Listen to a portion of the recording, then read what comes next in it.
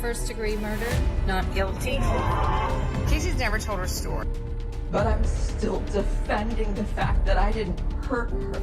Everyone is allowed their fair share of secrets, but with Caylee Anthony's family, it seems all they do is shrouded in lies. The Caylee Anthony case was one of the biggest cases in the late 2000s and was dubbed the social media trial of the century in 2011 by Time magazine. Despite all the coverage and attention, the mystery around the death of Caylee, Casey's daughter, remains. The case was brought back to the limelight with a 3-part documentary a decade later, but the question still remains: who killed Caylee? Welcome back to Crime Mystic, where we cover solved, unsolved, and mysterious cases from across the globe. Today, we're looking at the case of Caylee Anthony, who was found not guilty of killing her daughter in 2011. Before we dive in, hit the subscribe button so that you never miss an interesting case like this video. Now, on to Caylee Anthony and the confusion surrounding her case. Over a decade after Caylee Anthony was acquitted of the murder of her daughter Caylee, she broke the silence through a 3-part Peacock docuseries titled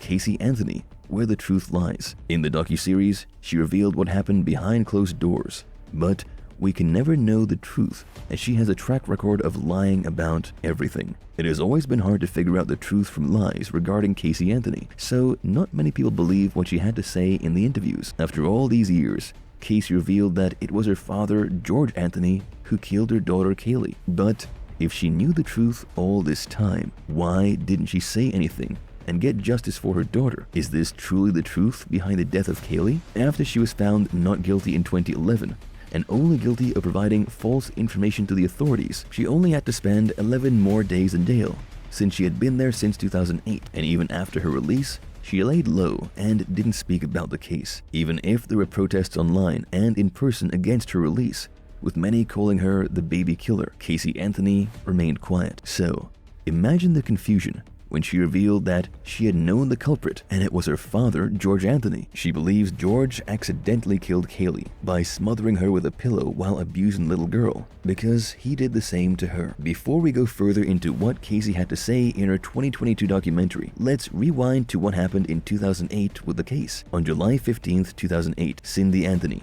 Caylee's grandmother, made a 911 call reporting that she had not seen Caylee for 31 days. She stated that her mother, Casey, had given different excuses on where Caylee was, before finally confessing that she had also not seen Caylee for weeks. Caylee and Casey lived with Cindy and George Anthony, so it was strange that they had not seen their granddaughter in a month. Cindy told the 911 operators that she left for work around 7 a.m. on June 15th and got a text from Casey saying that she was working late and that Caylee was left with a babysitter. But after that call, Cindy didn't see Casey for a month. Worried sick, she tracked Casey down and found her at a friend's place. Casey then told her that the babysitter stole Caylee. Cindy asked her what she had been doing to find her, but Casey only said she had been using her methods to find her daughter. Casey was arrested for child neglect on July 16th. Then, by October, the charges were changed to murder. 2 months later, on December 11th, 2008, Caylee's skeletal remains were found wrapped with a blanket and stuffed in a laundry bag. Her body was in a wooded area near the Anthony family house and was found by a meter reader. Pieces of duct tape were found on her jawbone. The murder trial started on May 24th, 2011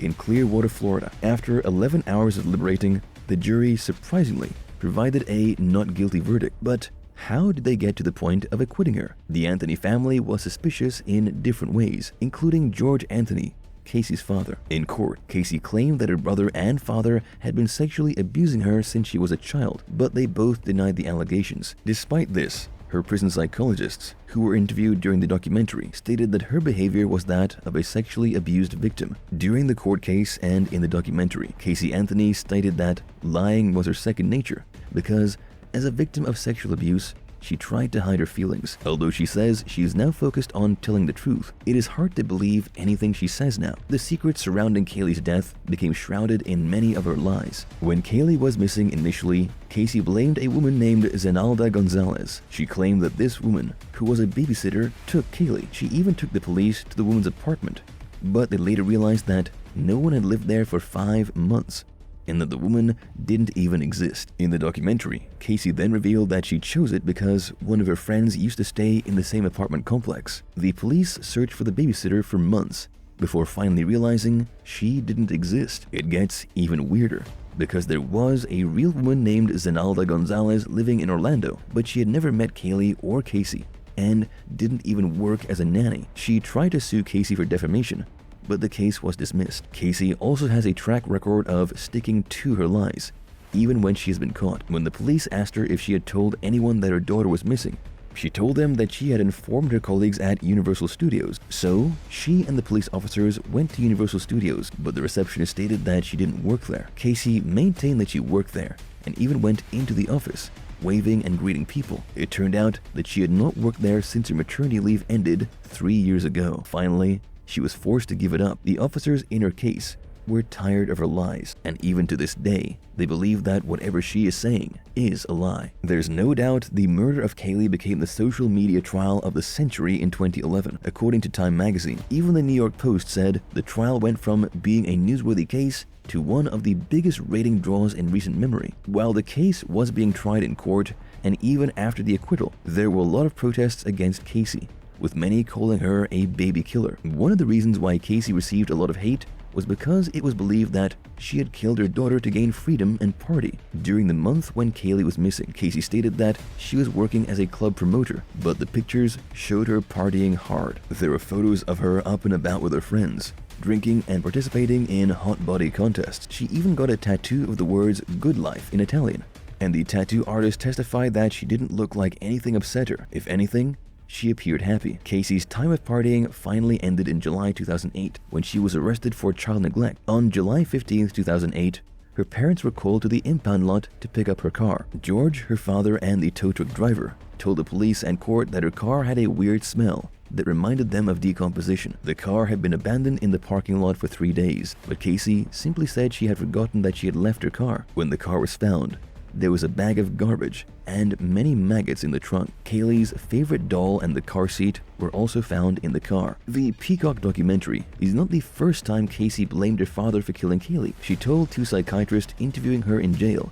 that she believed her father had taken Caylee out of the room to molest her, and then he drowned her to cover up the abuse. Even her brother pointed out that George usually buried the family's pets in the same way that Caylee was found in the woods. Regardless of who is telling the truth, it's clear that someone in the family was trying to cover up her death. Sadly, her body was too badly decomposed, so the autopsy could not determine the cause of death. But Casey's defense team had a different idea of what happened. They don't believe Caylee was smothered with a duct tape, but that the duct tape was used to shut the garbage bags. They stated that Caylee had drowned in the family pool, and George covered it up. But Casey went against this because she did not believe that her daughter would go swimming alone, and the ladder to the pool wasn't there. Even with that, Casey had initially stated that Caylee's body was wet when she last saw her. Allegedly, her father carried Caylee's wet body, but told Casey she was okay and should act like everything was normal. Casey said that throughout the month Caylee was missing, she believed she was with her father. All of this seems very confusing, and that's because it is. Even Casey said that she has no idea how her child died, although it's very hard for anyone to believe her. One of the things that we do know is that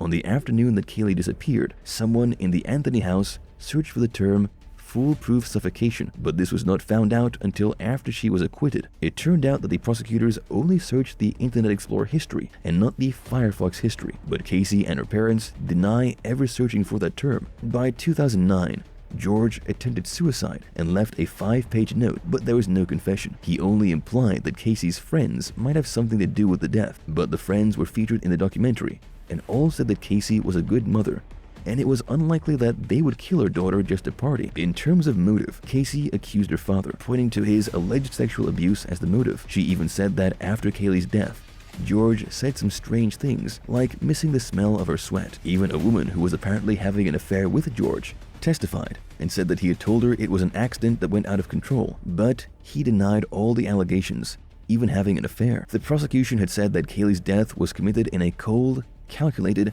and premeditated manner, without any pretense of moral or legal justification. The prosecution alleged that Casey gave her child chloroform, suffocated her with duct tape, and then dumped her body in the woods. This was based on the internet search that Casey had made in March 2008 and the duct tape on Caylee's face. The carpet in Casey's car tested positive for chloroform and human decomposition, but the defense team rejected this as junk science. Some household cleaning products also smell of chloroform, so another idea was that Casey had killed her daughter in the car and cleaned it up. Then, she must have put garbage in the car to cover up the smell. But Casey was still found not guilty. Even with the 2022 documentary, it is still unsure who is responsible for the untimely death of Caylee Anthony. Is Casey responsible for killing her daughter? Everyone certainly believes so, but is there any truth left in a recent collection of events, especially with blaming her father? Caylee Anthony said that she doesn't care what anyone thinks of her, or if anyone doesn't believe her or hates her. She says that she has said all she has to say. But do you think so? Let us know in the comments below.